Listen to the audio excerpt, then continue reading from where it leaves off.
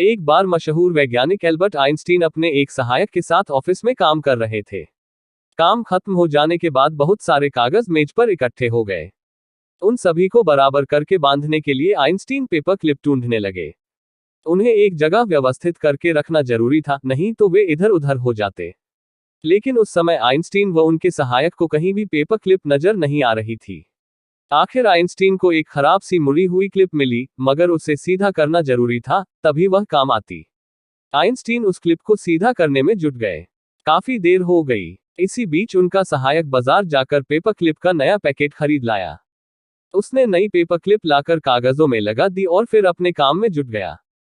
1-2 घंटे में अपना काम खत्म करने के बाद सहायक आइंस्टीन के पास आया तो ये देखकर दंग रह गया कि वह अभी भी उस खराब व मुड़ी हुई क्लिप को सीधा करने में लगे थे। सहायक ने कहा, सर, मुझे पेपरों को क्लिप में लगाए लगभग 2 घंटे होने वाले हैं और आप अभी भी इसे सीधा करने में लगे हैं। अब इसकी कोई जरूरत नहीं है। अब तो बहुत सारी नई क्लिप आ गई हैं।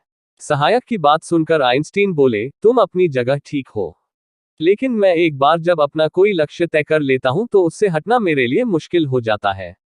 मैं उसे पूरी करके ही रहता हूं। ये सुनकर सहायक दंग रह गया। उसे आइंस्टीन की सफलता का राज समझ में आ गया।